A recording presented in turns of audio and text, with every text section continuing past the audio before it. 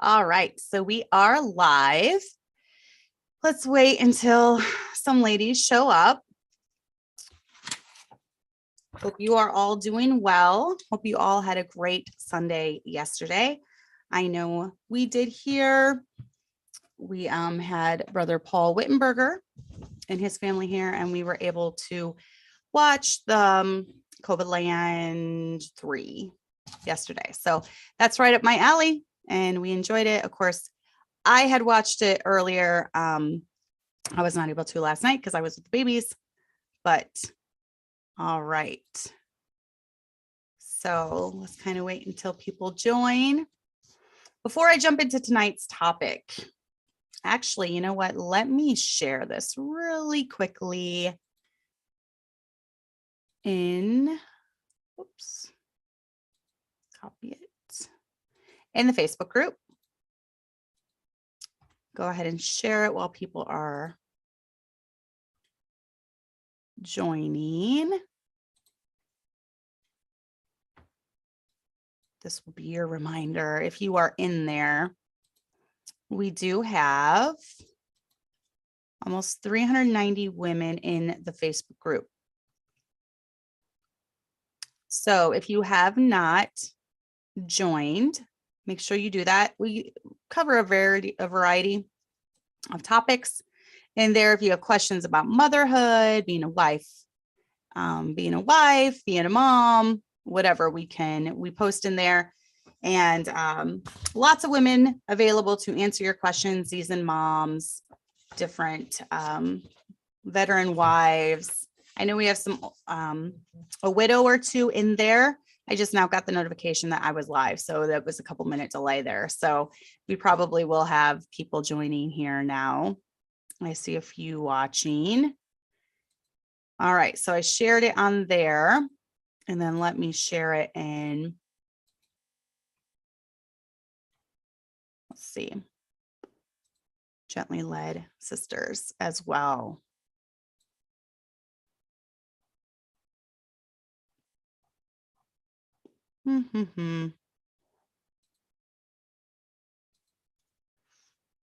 Okay, so I've had, after my book review, I have had a couple people ask me to also now do to train up a child.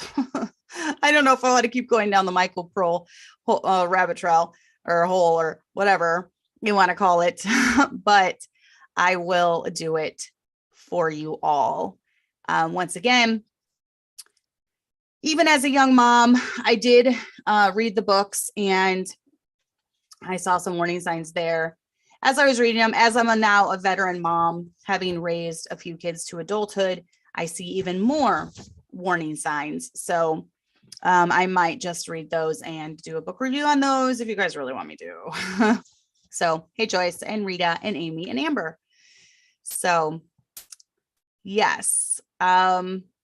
I know I feel like it's weird that it's Monday too, because I did the Gently Led Sisters live last Saturday. So it feels weird that I'm doing another live. But anyways, I actually had this requested. And if any of you ever have a show topic that you would want to, hi Raquel, we missed you. We haven't seen you in a while. If you have a topic discussion that you want, just go ahead. You can email me at gentlyledsisters@gmail.com. You can put it in our Facebook group, Gently Led Sisters Facebook group. You can private message me, whatever you want to do. So this was actually requested. And as women, you know, we all have emotional hurts. We all have things that we go through in life. And sometimes it translates into our everyday life. And maybe we become more needy of our, husband's attention all the time, or something else pops up in our life, and we feel like we're back to square one dealing with this. Well, there's some things that aren't going to go away. As far as, death, you're always going to have a little bit of sadness when it comes to that. Maybe tragic situations, there's triggers that can cause that, and we'll kind of go over some of that as we're going through this discussion. But I wanted to talk about moving past emotional hurts tonight, because we all do have hurts in our lives, and some of us choose to talk about them. That would be me. Some need to talk about them. That would be me. Some of us choose to wallow in those hurts and let them take over our minds, hearts, and actions, And some of us choose to deal with them and then move on. So what's the difference between all these ways that women handle these? So let's go over dealing with emotional hurts. Okay, so first of all, I just kind of wanted to go over some things that you need to realize as we're tackling this subject. It's okay to acknowledge that hurts have happened to you. I'm not one that recommends just kind of taking a hurt in your life, never dealing with it, never acknowledging it, never accepting that, yeah, this happened to me and it was a sad time in my life, or this happened to me and it made me very upset. This happened to me and it was very devastating. And you shove it down and you just don't deal with it, because years later, something's going to happen and something arises that's going to trigger that. And then you have to relive it all over again. So one example in my own life that I kind of look to is when my dad died when I was 17. As a 17-year-old, you don't really know how to process forever. I knew that I loved my dad very much, very deeply. He was a great dad. We had a great relationship. He was my cheerleader. He was my encourager. He always saw the best in me, even when I was a bratty teenage girl. And I didn't really fathom the idea of forever when he died. And I kind of just stuffed down all of that emotion and all of that hurt because my mom needed me at the time. I was the oldest of 5, and she was in a place that she had never been in, being a widow. And it was really tough for her. I became her right-hand person as far as making decisions. We actually sold the house that we were in when my dad died, and we moved about 45 minutes away to a different town. So I helped her get the house ready. I helped her sell it. We looked at a house that we all liked and we moved into. And so it was all this stuff going on, and I didn't really take the time to process or deal with the grief. Well, fast forward a year or two later, and she started dating again. And when she ended up getting engaged, it really hit me hard. I think at that time, I realized this is forever. He's not coming back. Life will never be the same. And my world was kind of turned upside down. So it was at that point in my life, being about 18 and a half, 19 years old, that I really had to deal with the grief that I had not dealt with the couple years prior.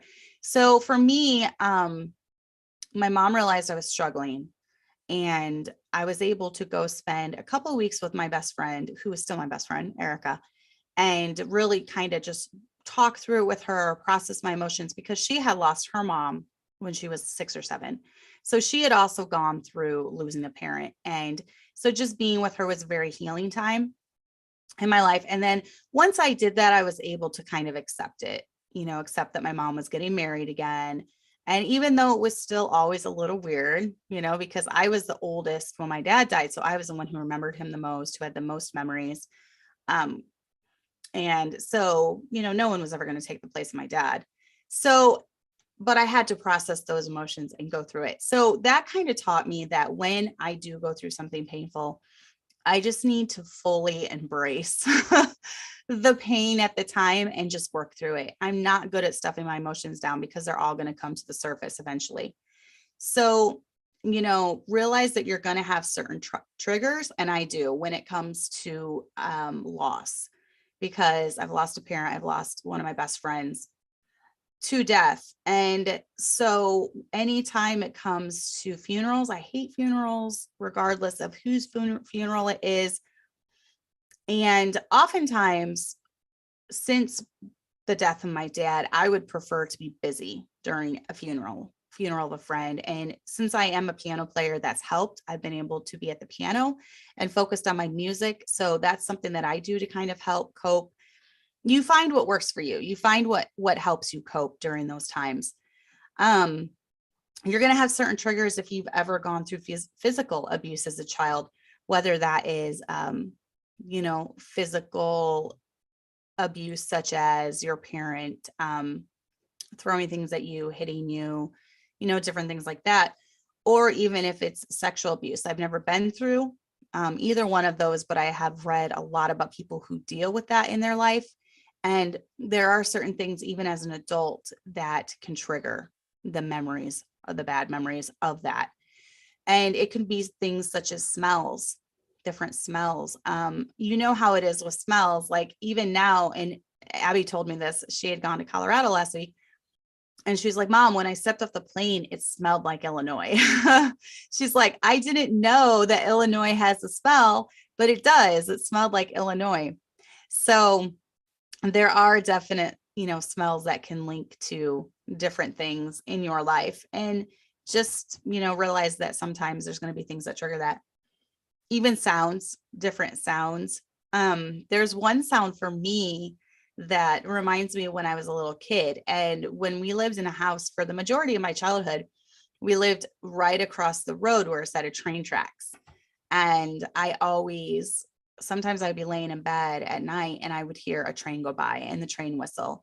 And even now when I hear that, it takes me back to when I was a little girl, trying to go to sleep, or I woke up in the middle of the night and I could hear the train. So that just brings back nostalgia with being a kid. And for me, I had a pretty happy childhood. So it doesn't bring back bad feelings, but let's say that, there was someone who grew up with sexual abuse or something, and they always heard that sound. So a lot of times if they hear that sound again as an adult, it will bring back those feelings of what it felt like to go through that. And that's just a trigger. And it's just coming to realize that, yes, I will have triggers. And it's okay to reject putting yourself into a situation where those triggers will happen. If there is, I'm trying to think of a silly example, but let's say that there was a favorite ice cream that you and someone you loved, love to eat. Now, some people will willingly eat that because it brings back good memories. But if it's something that brings back bad memories, you don't have to put yourself in that situation where you're going to have all those feelings come over you again.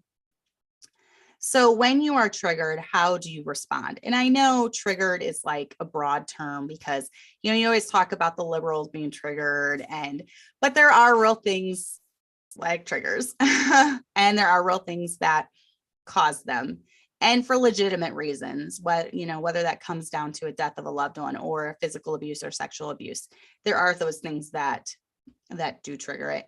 So one thing that I've done when it comes to this subject is, when it comes to the different triggers in my life, I acknowledge it. Like I said at the beginning, I grieve, and then I accept it, and then I try to move on.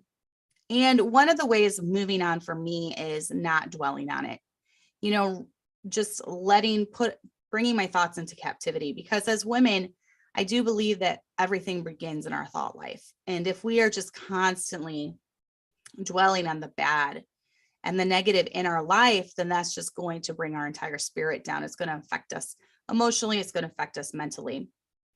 So that's where good music comes in. And I would highly recommend, we actually just started a channel for our church. Just look up Liberty Baptist Church Music. And we have a couple hundred subscribers, and we're putting hopefully weekly uploads of really good songs on there. So if you want to, and then my husband also put a playlist of some of his favorite songs, you can make playlists for yourself and have that playing. You could have even classical music helps me. I love the soothing effect of some classical music. And that's really good for your children too, to be hearing that throughout the day. There's different, I know Abby puts on our YouTube a lot. She puts on, it's just like hymn songs. And then there's like pretty pictures that come up with it. That's really good to set the mood for the house and have that going throughout your house the whole day. But realize sometimes you may have a bad day, but try not to let those triggers make you lash out at family or friends. If you struggle with obsessive thoughts, the only time I have ever dealt with obsessive thoughts is postpartum. And for me, it did start to go away at about a year. But once again, I had to really, really work on bringing my thoughts into captivity. If I had a thought that started going through my mind, such as, you're a horrible mom, you don't deserve Hannah, she needs a better mom than you, different thoughts like that, I would just have to rebuke it in my mind. I would even sometimes out loud, I would say, no, I'm not going to think this. You know, it may seem silly, but I would talk out loud. And I think sometimes talking out loud helps it. I don't know how, but go in your room. If there's anyone around, close the door. Like, no, this is not going to happen. You are the best mom for Hannah. God gave you Hannah, and you are the best mom for her, and she loves you, and she loves you more than anyone. And she does. And you are the best mom for her. And these are foolish thoughts, and they are lies. They are lies from the devil, and you don't need to believe them. So I would literally talk out loud and then just try not to think about it again. I know it's hard. Like if I say, don't think about the color red, what do? You think about the color red, right? But for us, it is something that you just have to, maybe start reading a book, put on soothing music, read a Bible, read the Bible verses, rebuke the lies out loud. I don't know if preaching would help. I feel like some preaching sometimes tends to get me fired up, so that's not exactly calming. So I wouldn't necessarily recommend preaching, but definitely maybe scripture being read out loud as you go about your day. Just get your mind off of it, change course for whatever you're thinking of obsessively, change course and go another way. You have to mentally do it though. You can't just say, well, I'm not going to think about it. You have to take steps in order not to. But yeah, try not to lash out at family or friends. Try not to let it become, now for me, when I'm having, I've said this before, but when I'm in the depths of despair, as far as grieving something, I think I'm more aware of my reactions and more aware of how I am, because I know I'm hurting. And I know at that moment I have the potential to do something I will regret later. So I have to really think about every word that comes out of my mouth, so I'm not lashing out, at my husband or my kids, because it's not their fault. It's not their fault that something happened in my life. It's not their fault that my dad died. It's not their fault that my friend died. It's not their fault that I've been through things. So I try not to ever take it out on them. Yeah, homemaking podcasts are good. Just something to get your mind off of it. Anything on YouTube that you have an interest in. I get into different things all the time. I like true crime documentaries. I like just different topics dealing with psychological things, such as topics about narcissism and topics about abuse. And I'll listen to a lot of things like that on YouTube, because that kind of is what interests me. So yep, Amanda, we put Hannah down to bed. She is in bed. She should be in bed now, because she got one nap, and I took her all over, and she was a booger today. So she's probably sleeping already. If you do mess up when it comes to this area of lashing out, just acknowledge it, ask forgiveness, and move on. So once you acknowledge something that's happened in your life, whatever that may be, you are often grieving things like lost innocence. If you have been sexually abused, that is something that you will have to grieve. You'll have to, realize, this is not my fault. My innocence was taken from me by this person. And I acknowledge that, and there's nothing I can do about it. And God does not see me as someone who's broken, or someone, God sees me as a victim.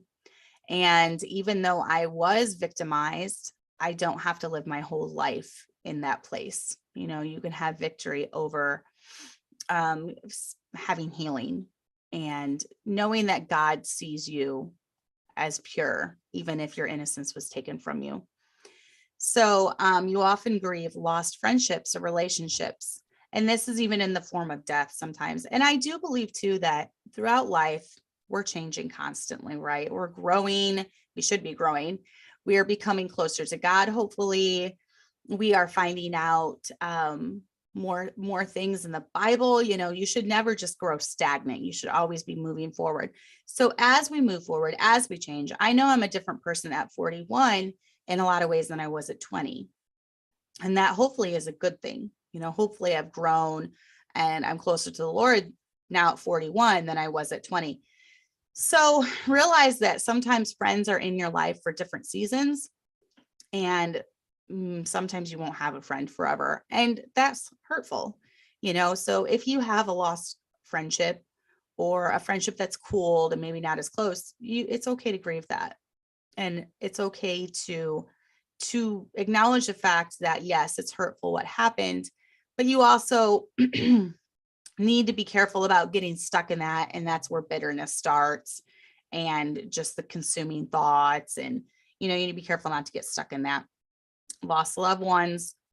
And then even just emotional damage that physical or emotional abuse caused. If you were raised in a very, very abusive environment from a child up, maybe even just a very harsh environment where nothing was ever good enough. You had very controlling parents. You had very borderline abusive parents. You had parents that just demeaned you and put you down. Then as you grow up and you start relationships of your own, it's going to be really hard not to have baggage from that. And one way that we can bring that baggage into our marriage with our spouse is that, one, you can become ultra controlling yourself because that was the behavior exhibited. And as a wife, obviously, you don't want to be that way with your husband. I know I wouldn't want my every action, my every word, my every move critiqued and controlled by my husband. And what husband wants that from his wife? None, right? Unless they're like a beta male or something. And I know for me, I'm not married to a beta. So I need to be careful about trying to control, my husband. If I was raised in that environment, I would need to be careful about that. Another way that you can is that you can become ultra sensitive because you were raised in a home where praise was never given. So any criticism that you do get from either friends or your spouse can be taken very dramatically. You can over dramatize it where it was not meant to be that way. And so then you've got a situation where then your spouse is afraid to say anything to you because of the blow up that occurs. So you got to be careful about these different situations that can happen when you're raised in a home like that. There are a couple scenarios that can happen, and I've seen it played out, in my life, in the life of friends and those that I'm close to, is that oftentimes and then here's another thing too, women, and this is not me, but I've seen it in other people's lives, women that are raised in borderline abusive homes tend for some reason to like be attracted then to the controlling abusive man, which I will never understand, because if you hated it growing up, why would you, go towards that as you get older? But a lot of times that does happen. So that's another thing to watch out for is be careful who you marry. Be careful that you're not, raising you're not exchanging your bad childhood, which not exchanging, but you're not going for the same thing in your spouse. I don't understand that. Just like boys that are raised by a drunkard father and hate it, they often become drunks themselves when they get older. So it doesn't seem like you would even want that, but a lot of people have a hard time breaking that curse. I call it family curses. We talked about that a few weeks ago. So just try to realize that it stops with me. So, I hated this. What I've done with bad situations in my life is that I've tried to take the bad from whatever it was and do the opposite in my relationships and raising my children, how I interact with other people. So I try to take the bad and then just do the opposite of that. So I try to learn from it. So then,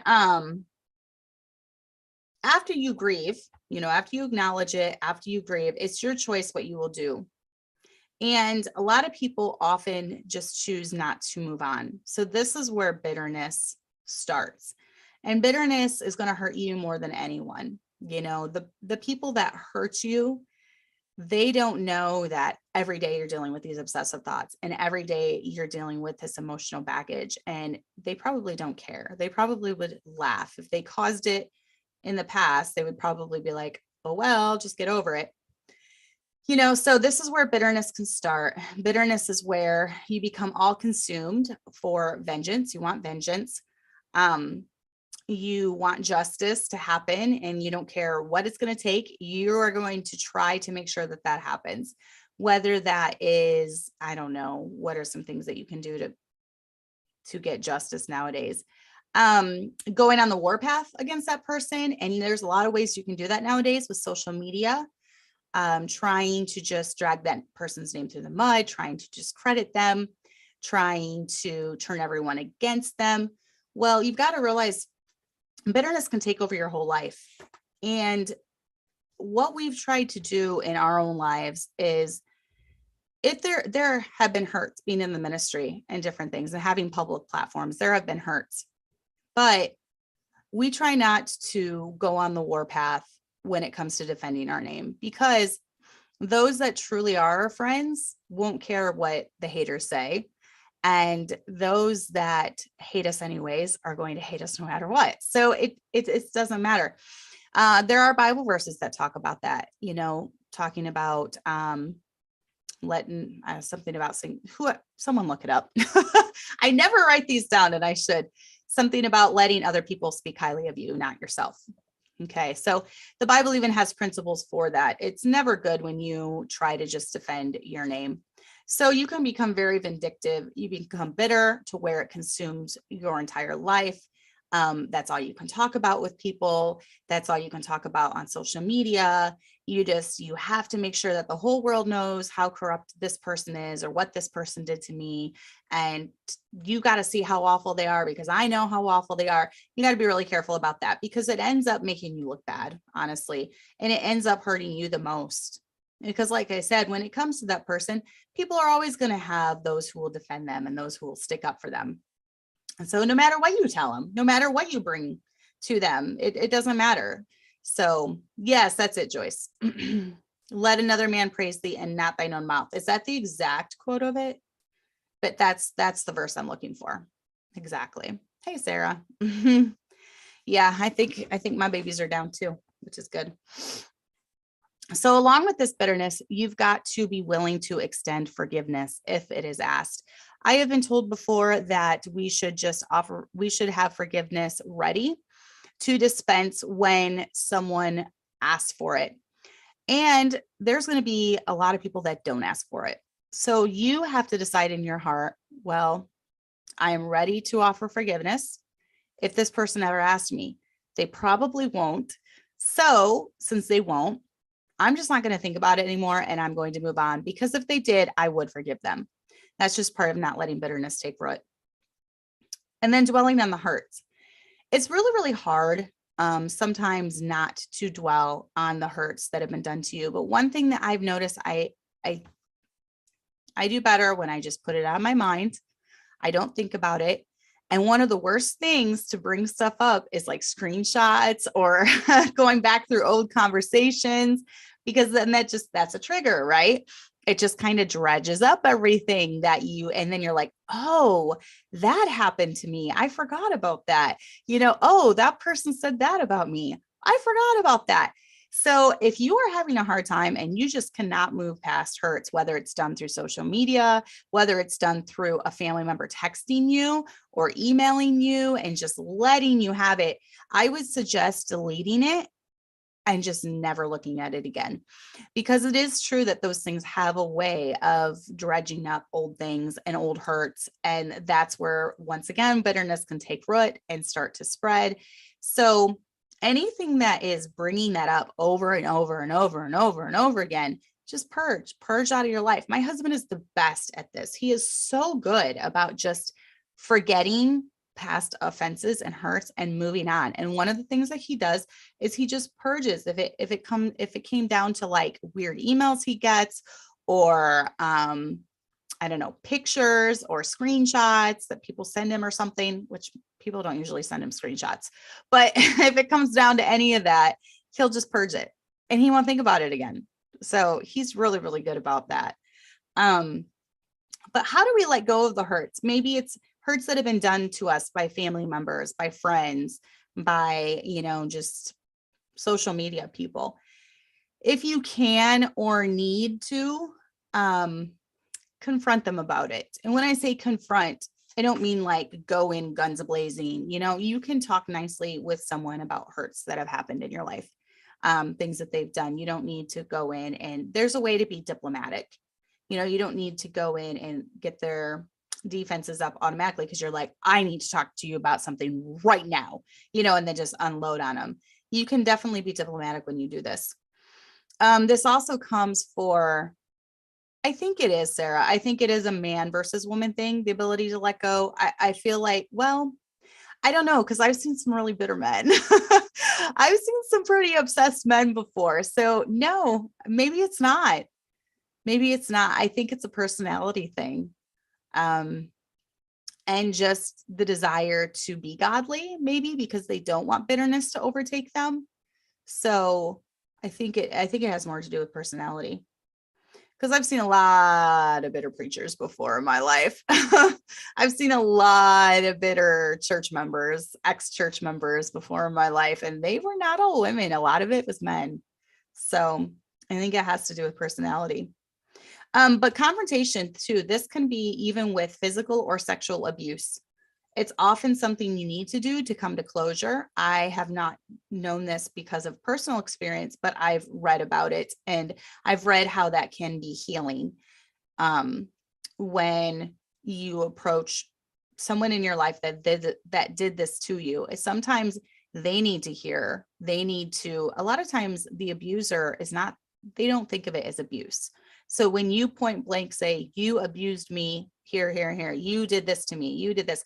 And please, if you ever have been physically or sexually abused by someone, I would encourage you to go to the authorities immediately if that happens. If you're a teenager and you're watching the show and you're going through some type of abuse in your life, as far as sexual abuse, even from a loved one, it's so prevalent nowadays and it goes unchecked so many times. So please get help, go to your parents. If your parents are the ones doing it, you need to seek help from the authorities. When it comes to this, it's always, if you need the closure for this, to confront the person that did that, even if it's in a form of an email or, if you can't do it face to face or a phone call or something. So once you've talked to that person, even if there is no apology, you've done your part. You can release the pain you were holding by confronting them. And a lot of times, I know for me, if I have a problem with someone, I do a lot better talking it out, hashing it out, asking for forgiveness if I need to. And then that's kind of the closure for me. And then I can just kind of move on. No, it is not. And Joyce, and I'm glad you brought that up, because it isn't safe a lot of times. And then talking to an abuser and seeing them deny that it happened is just fresh pain. And there's the phone. So yes, I would agree that oftentimes it can be.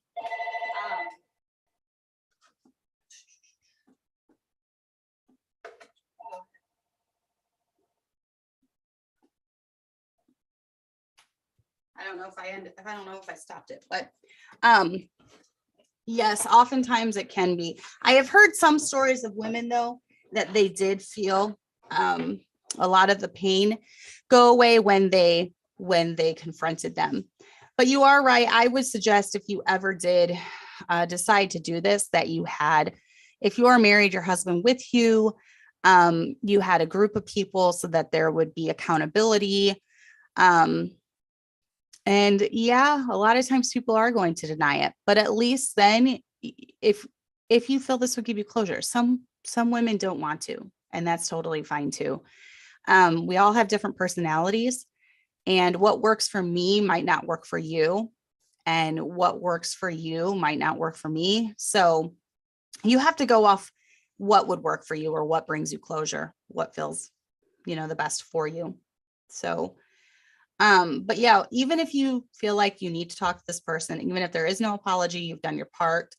Ask Jesus to mend your broken heart. Pour your hurts to him. he keeps track of our tears.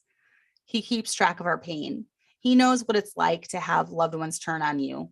And he knows what it's like to be physically abused. He was beaten for us and he was nailed to a cross for us. So he knows what physical pain is like. He knows what mental pain is like. He knows what emotional pain is like. He's been through everything. So he understands, ask him to mend your broken heart. Prayer works. Pouring your feelings out to him works. Pouring your hurts out to him works.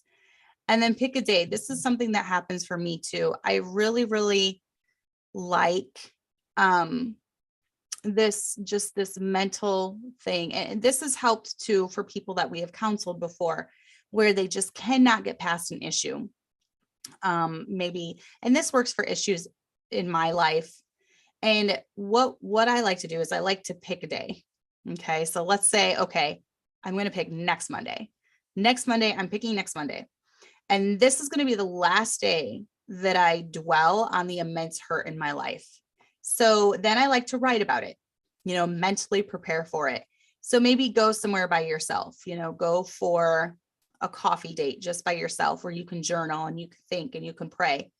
And then tell the Lord that you can't carry this baggage anymore and you're giving it to him.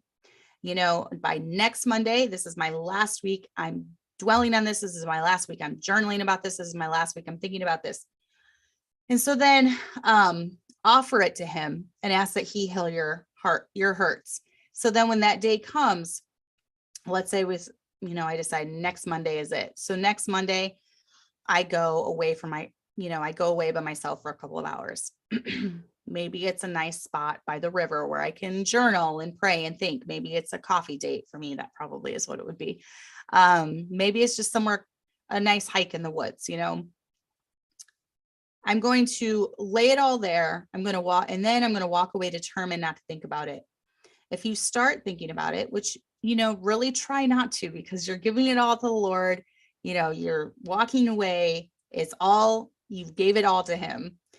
So put on music, read your Bible, journal, do something soothing. For me, that would be like making a lavender latte and doing Wordle or reading a book or something. Keep your thoughts in captivity. Tell yourself, nope, I release this to Jesus. I'm not going to think on it anymore. And sometimes we need a day that we can look back on and we can remember that this is the day I gave it all to the Lord. This is the day I gave all my hurt to him regarding this situation to the Lord. And then don't go forward with the hurts. So don't do the same thing to your husband or children that was done to you. But I think just having a visual day where you mentally prepare and you mark it down, okay, on, May, I don't even know what the day is today, the 22nd or something, 23rd. On May 30th, is there a 30th? On May 30th, I gave it all to the Lord. I did it this day. I'm not going to be thinking about it anymore. I'm not going to be dwelling on it anymore. Yes, it goes up to the 31st of May. And then write it down. This is all on God's plate now. This is on Jesus's plate. I gave my burden to him. It's not my burden anymore. And then learn from the emotionally challenged things that you were put through. Yes. And that's a good idea. I like that, Sarah. Prayer journals to God. She loves doing prayer journals to God. The date by the prayer helps her to see how far I've come. I just found this old book back I was looking for a notebook actually when I was writing down all the notes for the Created to Be Has Helped Me book review. And it was back in some of my old music. And I was looking through, and it had been a book I had put prayer requests in. And I was looking at these prayer requests and I was just laughing, but kind of humbled as I was reading them, because every single one of them have happened and I didn't even realize it, So when you do this, maybe years later, looking back, you're like, God answered that prayer and God healed that hurt in my life. And the prayer requests were like, pray that Tom will go full time this year. Pray for my children. I think my oldest at the time was only like 15 or 16, pray that they'll grow to love the Lord. Pray that I won't lose my sanity homeschooling my kids. Pray that our financial needs are met. Pray that our church will grow. And every single one of those things have happened. And I didn't even know it. I didn't even know that I could be praising God for all these things that happened, because it's in some notebook, back buried with all my music. So I think it's good to keep prayer journals. I need to do more of that. I don't do it enough, but I did just get a devotional journal that I am going to be filling up, and it has like prayer requests and different answer prayers and things that you can put in there. So, but learn from the emotionally challenging things that you're put through. And Joyce, I definitely think it can depend on the situation. Everything's going to be different. As I'm giving out this advice, remember that every situation will be different. And if someone came to me about a specific situation, I could be better at telling them this might work, this might not work, it might be too dangerous, this probably won't even have an impact on that person. I could probably tell more depending on the situation. This is just very generic advice, and it's going to be tailored different to whatever situation it is in your life. And you're right. If it's someone that's a total reprobate, they're not going to care. So at this point, it probably won't even help. If it helps you to say something for your healing, then by all means do it, but it's not going to change anything probably. So that might be a situation where it's best to just give it all to the Lord and then release that burden to him, release those hurts to him, and move forward from that point on. So how do we deal with emotional hurts in marriage? One of my advice is deal with petty things immediately and don't let things build. I know for me, if there's ever a disagreement, I don't like it going for days and days. I like to just address it, work through it, and get over that. I don't like it hanging over my head.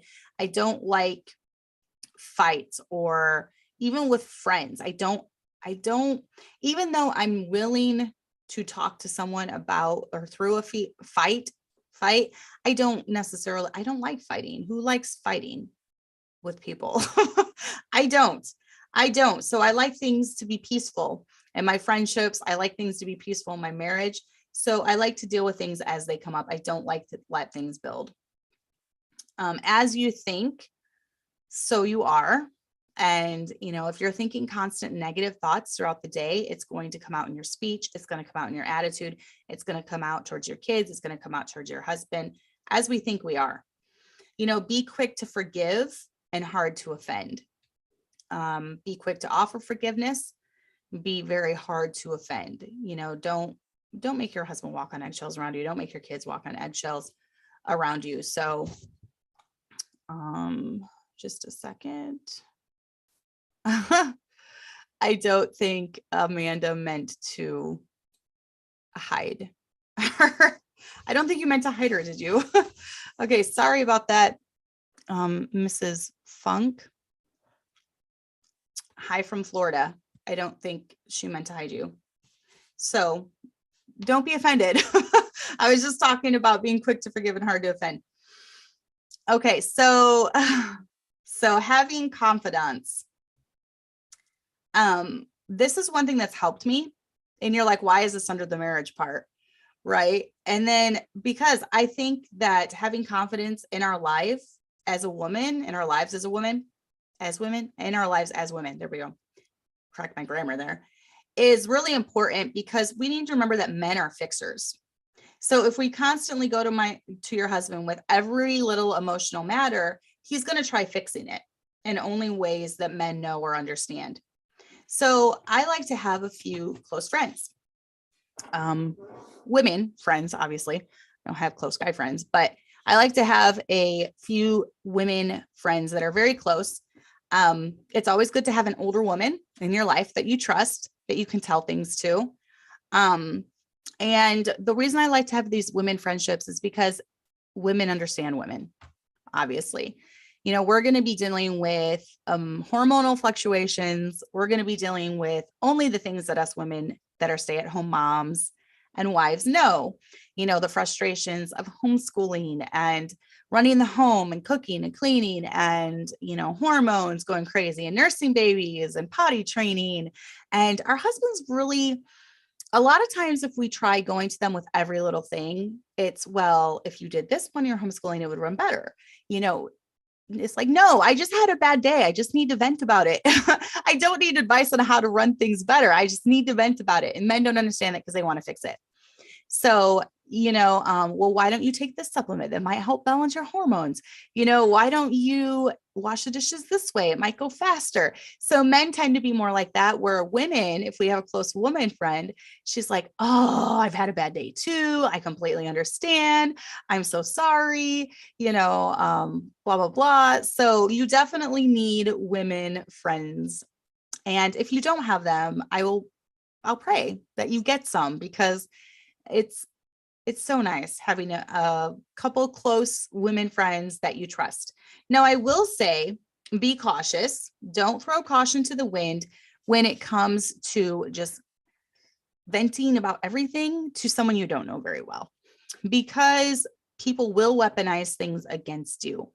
So I would not go around telling everyone every issue. I would not go around posting about all your issues on Facebook. It will be used against you eventually whenever someone needs to. So be really careful. Make sure that you really know that you can trust someone wholeheartedly. And you know what? For me, I tend to go with my gut with this, and I haven't been wrong too many times. I've learned a lot having a public ministry in the last few years. I've learned a lot as I've gone forward. And I used to be a very trusting person, and not so much anymore. Not so much anymore. So I'm very, very cautious. I feel like when you get to a certain age, after you've been hurt so many times, it's not so much that you're bitter about it, but it's kind of like you have these walls up where you're like, okay, I got a few close friends. I'm good. I'm good. I don't need any more good friends. I've got my 2 or my 3. So, I'm good. And we have to be careful that we're not just defensive or suspicious of everyone, but you also don't need to unload the truck on the first person that you meet. You really click with someone at church, and suddenly you're telling her about, the horrible week you had and all the problems going on at home. And you just got to be careful about that. So sometimes I bounce things off my friends. And if they think I should, I will talk to my husband about it. Now, I'm not talking about like I'm having a fight with my husband and I tell my friends about it, because I tend to not ever tell anyone I never tell details or anything. I don't like telling people about personal things like that. That's just how I am. But if there's something I'm struggling with emotionally, if they think that, I think your husband could help you with this, then I'll definitely go to him. And a true friend is going to be honest with you. They're going to tell you things, that you need to hear. Maybe you're overreacting, calm down. It's okay. They'll tell you to calm down. And coming from a woman friend, that's okay. It's so much better coming from a woman friend than your husband. I don't know why that is. Maybe because we know our women friends can, sympathize with us. So, I'm sorry, Joyce. It is hard not to become cynical, and you haven't even been in the ministry. So a lot of times it's really hard not to become cynical when you have had words used against you, when you have had things like your friendliness and your bubbliness and your outgoingness used against you. It is hard not to become guarded and cynical and just want to change your entire personality. But I will pray that God I think every woman needs one good friend that they know has their back and is their person as far as their best friend, besides their husband. Obviously, I would consider my husband the closest human being that I am to on this earth. But I do have 2 or 3 other really good friends that I know whatever we talk about is, they won't weaponize it against me. They won't use it against me. They won't turn against me with it. And I thank the Lord, because there are examples of friendships in the Bible. Jonathan and David, for one, they were super, super close. They were super good friends. There was the disciple that Jesus loved, so there are people that you're going to click with in your life better than other. And I think it's good to have to help you through the hard times and the dark times in your life. So I know, Joyce, I have a hard time not being that way. I have a really hard time being that way. And I have to really watch my attitude sometimes when it comes to this, because, after you are hurt, it is natural to want to put walls up, but we also need to strive to be kind to everyone. You don't have to spill your whole life story. to everyone, but I'll pray that you're young, you have time to definitely have a good female friendship. So I'll pray for that to happen for you, because it really is nice. Some things should only be between a husband and wife, obviously, but friends are great for the day-to-day things. Friends are great when you're having a stressful day. Friends are great when, the dog got out and your supper burned and your washing machine broke. And, it's just going to burden your husband down. Like when he's thinking of all these cha-ching, cha-ching money signs, now I got to buy a new dishwasher. Obviously he needs to know about it, but it's nice to have someone that you can really vent to about it. And then how do we teach our kids to deal with emotional hurts? So example is the best way. Let them see how you deal with hurts that happen in the church, in life, and in marriage. Show them how. Do you get over it? Do you dwell about it? Do you cry about it all day? Are you angry because of it all day? Show them how you deal with these hurts. They're not stupid. They're going to know when hurts happen. They're going to know when disagreements happen and sad things happen. They're with you all the time. They're going to see it. So teach them not to be emotionally or not to be easily offended. There's so many people that you just have to walk around on eggshells, because you never know how they're going to react. You never know if they're going to be hurt. If you say something the wrong way, strive not to be that person. Teach them to be kind, because they don't want to be the reason for emotional offenses in others. Teach them not to be a bully. Teach them to be kind to other people, to encourage them, to help them, to, be a friend. So the Bible says that a man that has friends must show himself friendly. So teach them that from the time they're young. Realize some people will blame you for offenses. And it's going to happen a lot. If you're a ministry wife, it's going to happen a lot where you're blamed for offenses. But in reality, oftentimes they're the one with issues. They're the ones that are easily offended. They're the ones that maybe have past hurts. And so they've become overly sensitive to criticism or, faults in their own life. So how do we know that it's not us? Maybe this person is just taking everything that we're saying, no matter what we say, they just take it the wrong way. They're just always angry. Always something's wrong. How do we know? So number one, I always look, do they have a relationship with their family? That's often a good indicator. Do they have a relationship with their parents? Do they have a relationship with their siblings? Or is it they've cut off relationships from all of them? Now, I will say in my own life, I am very different from the rest of my family as far as just the way we're bringing up our kids, being in the ministry, being a Baptist pastor's wife, he has taken strong stands on a lot of different issues that has often handed us a bunch of negative attention. I am much different from my siblings, even my mom and stepdad. But even with those differences, I am very close to my sister right below me. We've taken different paths as far as ways that we've gone down, ways that we're raising our kids, the ways that we live our own lives. But she knows, my family know, and they respect my standards and my decisions when they are around me or my kids.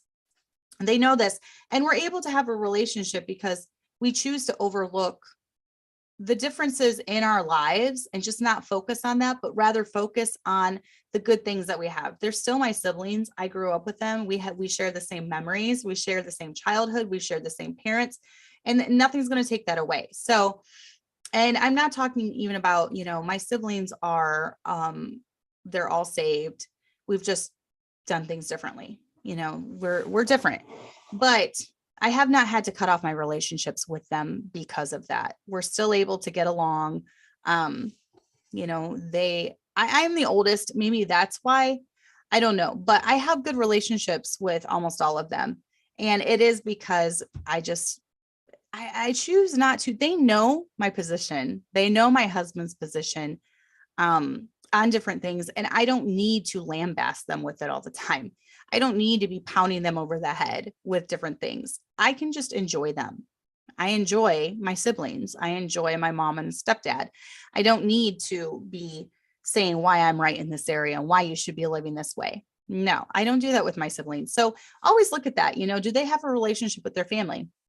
If they're not even able to get along with their family, that's a big red flag. So how about your children seeing you vulnerable? I think that's definitely okay. I still remember the few times I saw my dad cry and the impression that it made on me.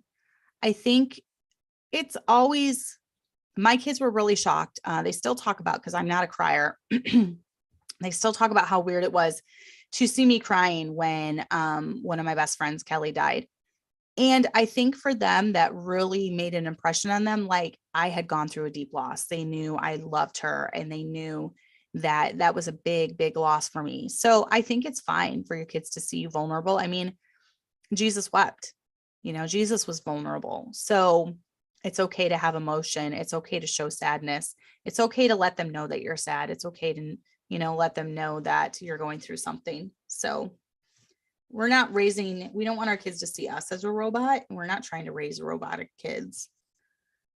So, yeah, do they have a relationship with the family? Also, how long is their longest friendship? I think this kind of shows a lot, are they, and some of this got cut off. Are they your friend only because of certain political ties? And when I'm saying political in the Baptist world, it's what group are you running with? What Baptist group are you running with? And if they're your best friend, when you're in good with this crowd, but then they dump you, as soon as you get dumped by that crowd, they weren't a true friend. So if they dump you just because the political wind shifts, they weren't a true friend. And I'm saying this as far as political wins because I'm a Baptist through and through. I was born Baptist, Baptist bred, Baptist wed. And when I die, I'll be Baptist dead. That's how I was. So I've seen the political wins, and it happens. You become friends with this person dumps you. They don't want to be your friend. You're not friends with this person dumps you. They don't want to be your friend, so that just shows that it wasn't a true friendship.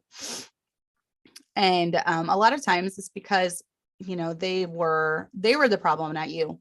Do they have problems with everyone they come across? Can they get along with anyone in their life? Do they always have conflict with their coworkers? Do they always have conflict with other church members? They always have conflict with their family? Do they always have conflict with their friends? Well, then they're probably the source of the conflict, not you. And you are just another one of their sources of conflict in their life. So are they the ones in the center of drama all the time? When there's drama going on, are they the ones causing it? When there's drama going on, excuse me. Hey, Aaron. When there's drama going on, are they the ones spreading it? Look at it. They're in the middle of drama all the time. So those are just some things that I would look for if someone is claiming that you are the causer of offenses. This is all your fault. I'm unhappy because you did this. I'm unhappy because you did this. Well, look at their life pattern. How does it speak? What do they do? How are their relationships in their life? So I often look at that a lot. Yeah, Shara, it is a challenge of learning to retrain the brain to think on better things, but also how to raise your kids to enjoy family that I didn't get to enjoy for many reasons. Most of my family were so far away. Yeah, I agree. And it is a retraining your brain type of thing, patterns that are so normal to you because that was the way you were raised. Maybe they weren't healthy patterns. So you need to retrain those patterns for your kids so that you can raise even better adults than you are. That's the goal of every parent, right? Raise a kid that is better emotionally than you, that's better, mentally than you, that's smarter than you. That's what I want to do. So you have a choice in this life. Do you want peace or do you want inner turmoil? Maybe some people want to be at turmoil all the time. I don't want to be. I want to be restful. I want to be at peace. Just realize that life will have hurts. We all have hurts. My childhood doesn't look like yours. Your childhood doesn't look like someone else's. And one of the things that I hate that people say is if someone's having a hard time and they tell you about it, or they do a post about it and someone says, okay, but it could be worse. Yeah, someone always has it worse somewhere.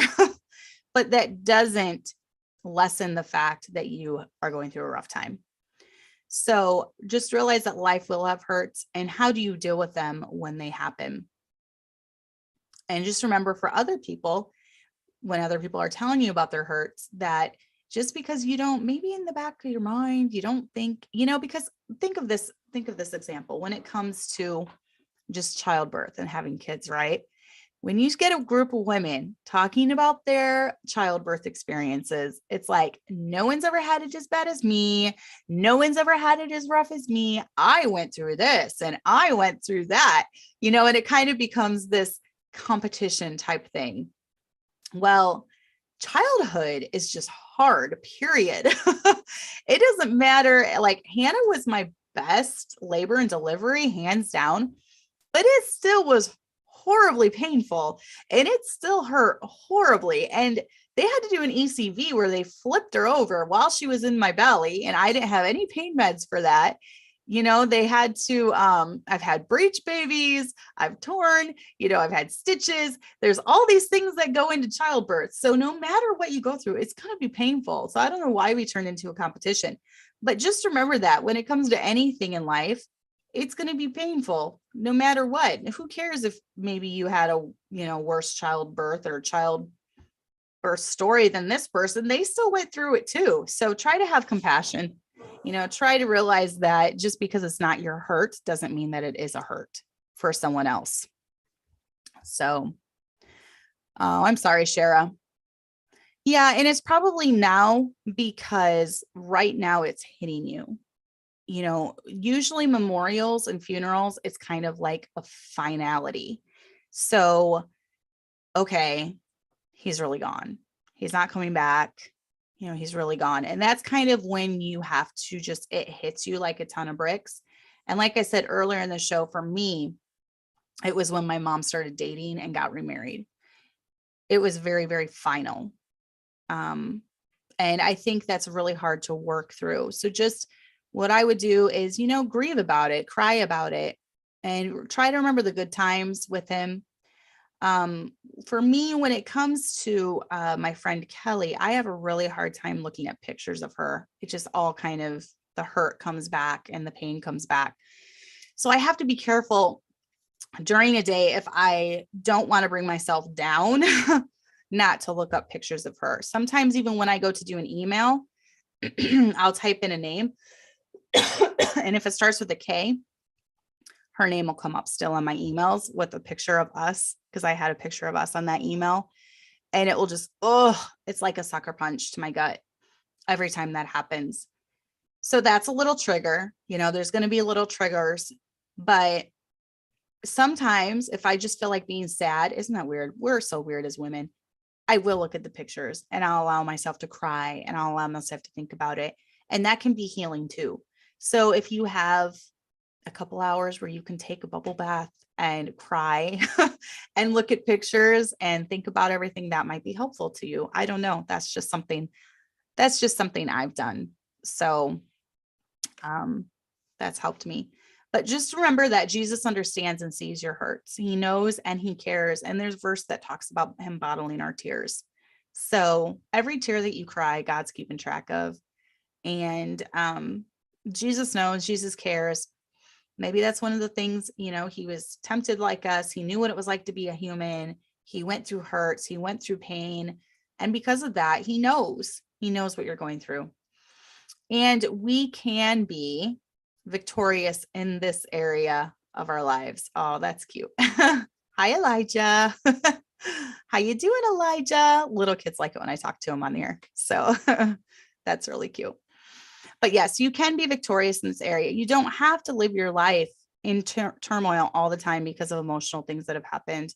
You can be victorious. It might take some time, but I do believe that if you try to continually deal with this and move on, every day is going to get a little easier. Every week is going to get a little easier. And then those weeks are going to turn into months, and that month is going to turn into a year.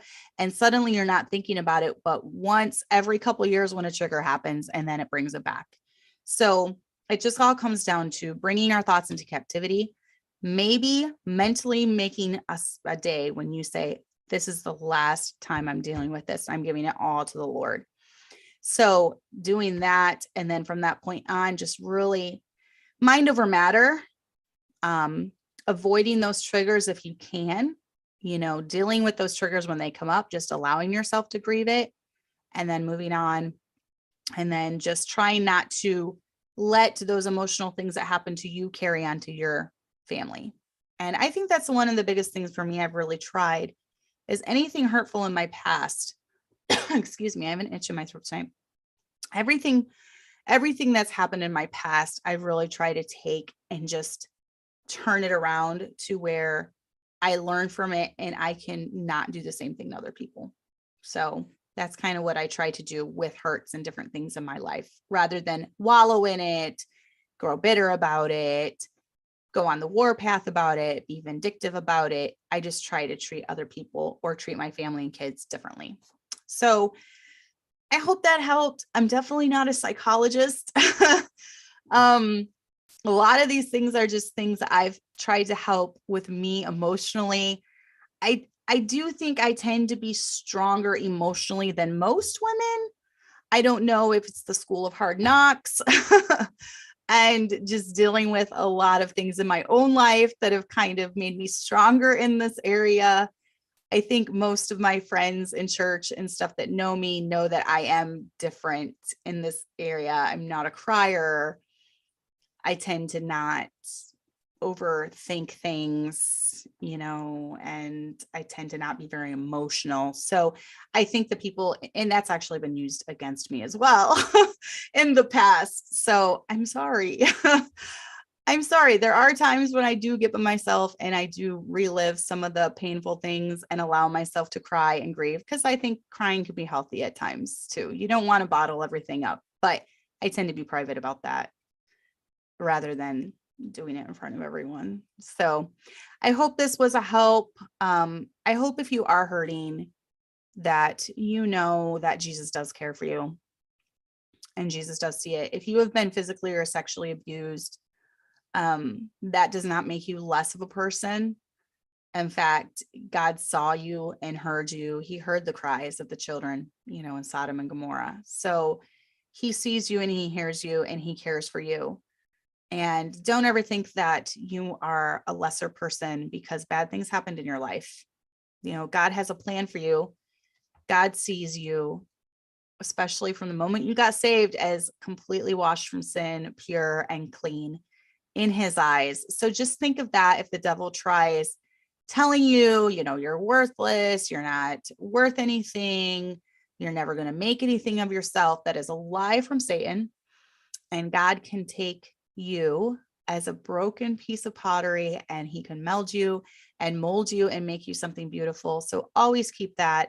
Always remember that God does see you as pure and innocent and clean and washed by the blood of the Lamb. And he has a perfect plan for your life. So I hope that was a help. And we will see you next week. We will have a live, but then the week after that, I will be at primary junior camp. So we will not have a live. I'll have just a pre-recorded one. Maybe that's when I'll do the book review of Train Up a Child. I don't know. I have to read through more Michael Pearl stuff. It's hard. The things I do for you. Oh, the things I do for you. Just kidding. I love you when I read Michael Pearl books. And To Train Up a Child is worse because it's written by him. Created to Be His Help Me wasn't as bad because it was written by Debbie. And she's just been programmed to say a lot of stuff, but his are worse. But I'll do it for you. I will. So, okay, guys, we will see you next week. Have a great week, and we will talk to you later.